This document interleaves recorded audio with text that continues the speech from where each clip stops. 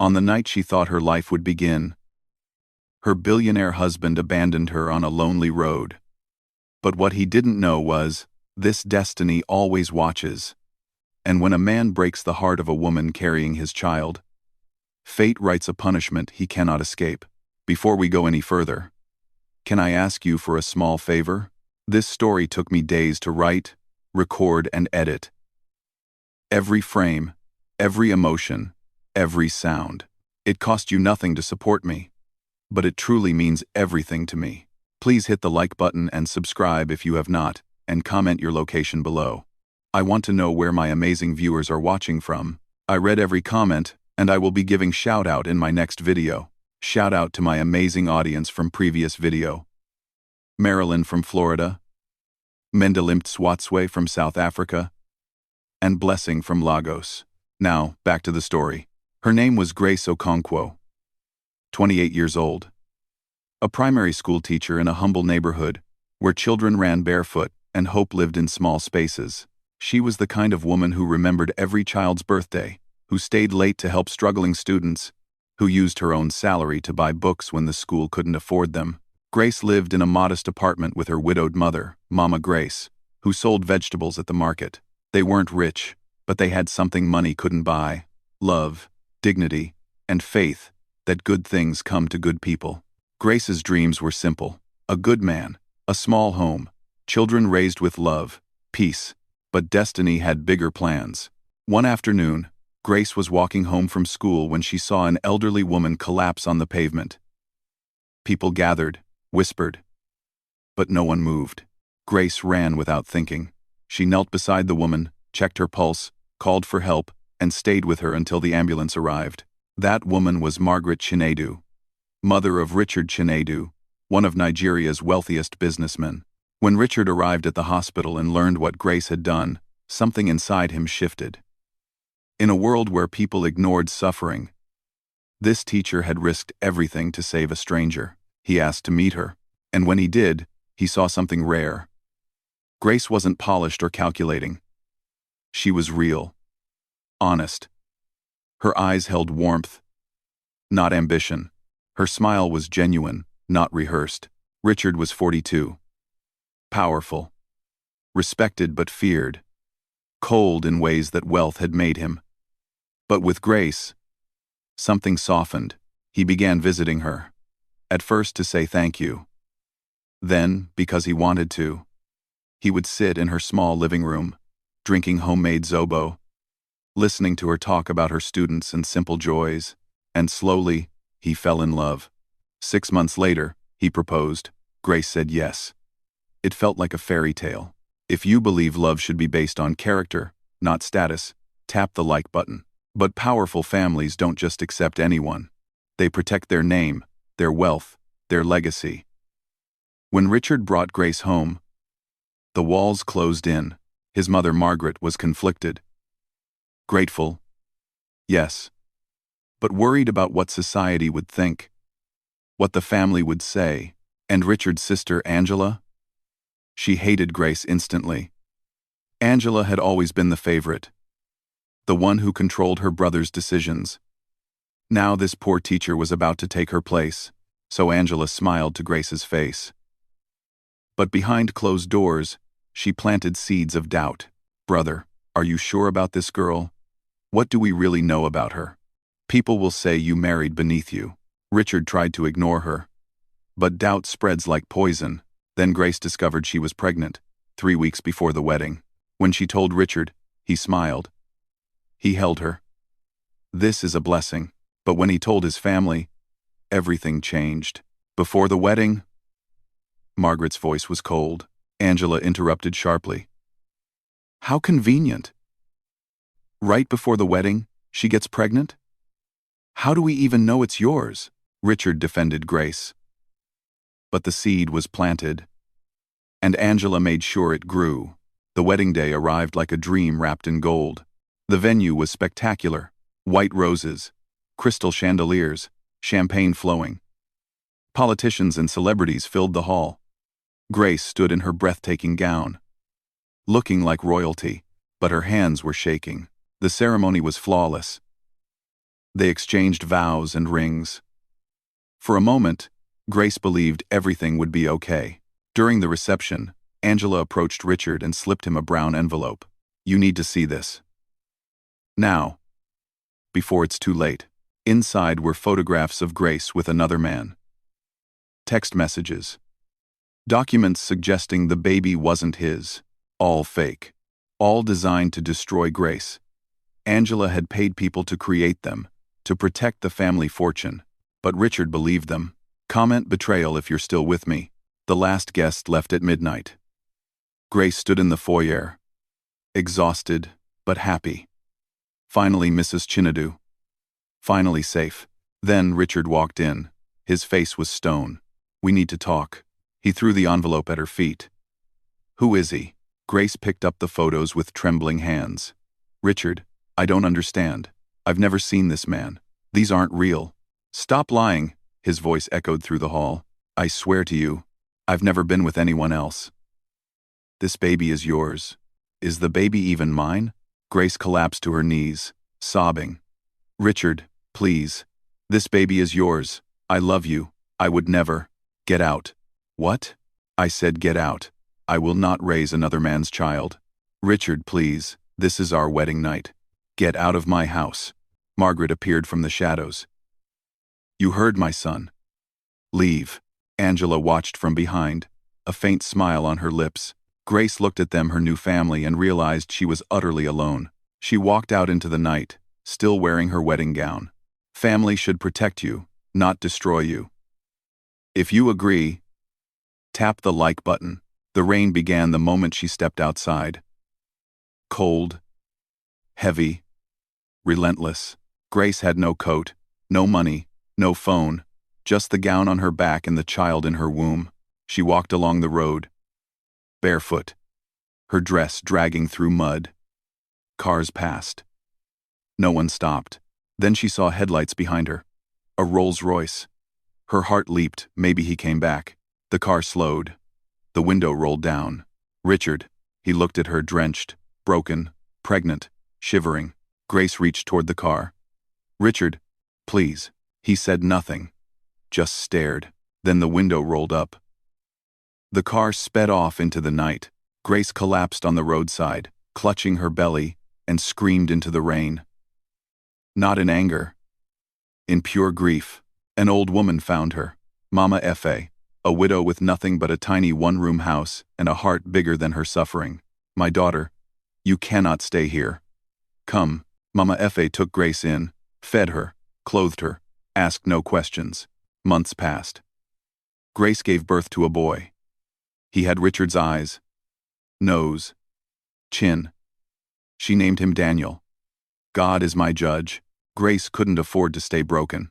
She had a child who needed her. So she rose. She started tutoring children online. She created teaching videos. Her gentle voice and warm style attracted parents. Her videos went viral. Within 6 months, she had 200,000 subscribers.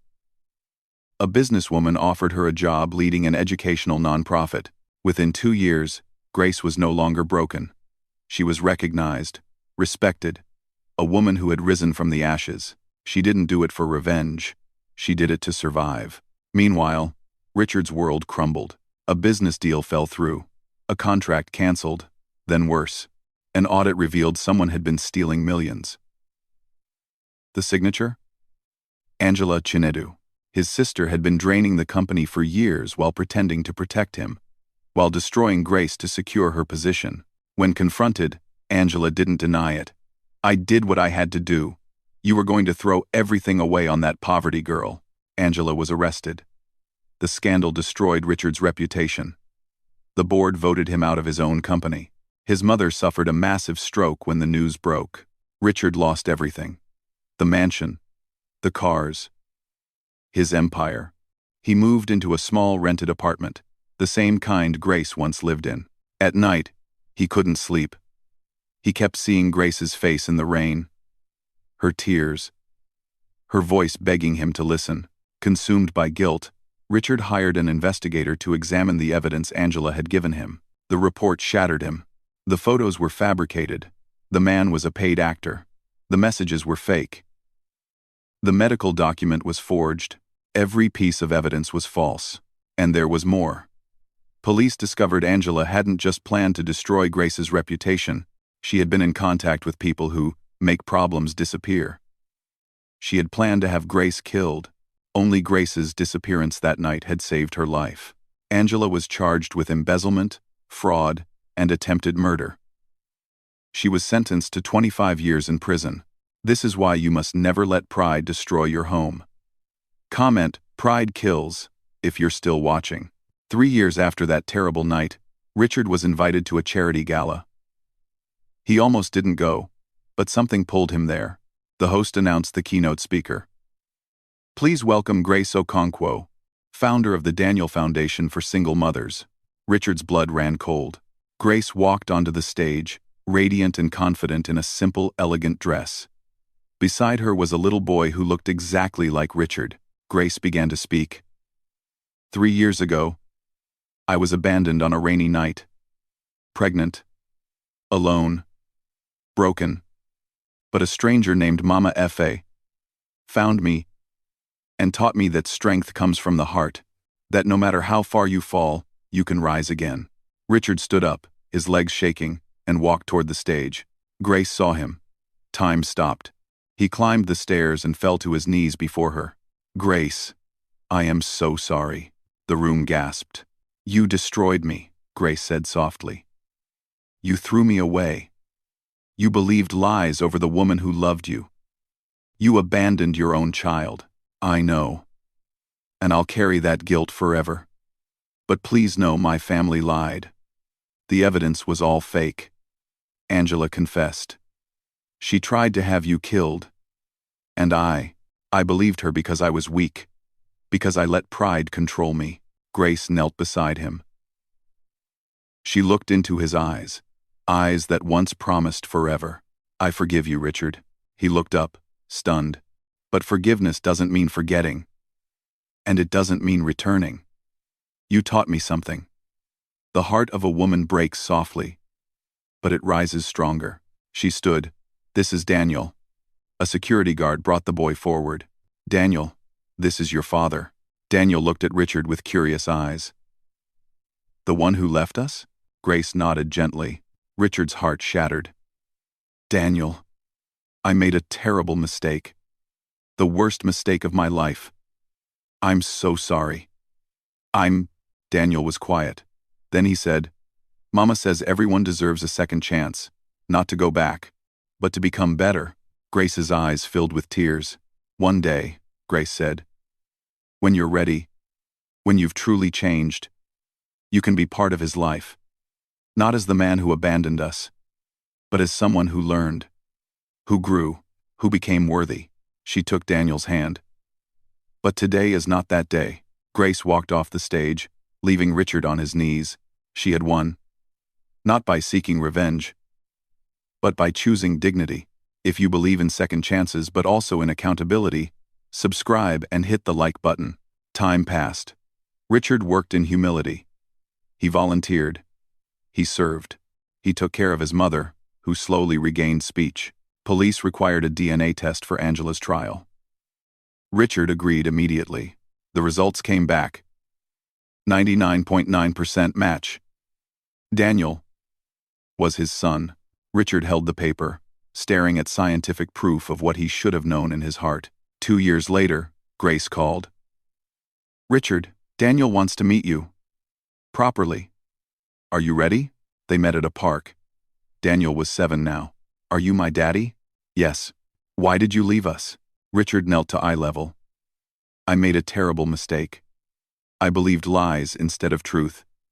I wasn't strong enough, but I'm trying to become the person you deserve. Mama says you're sorry. I am. More than you'll ever know. Daniel studied him. Do you want to play with me?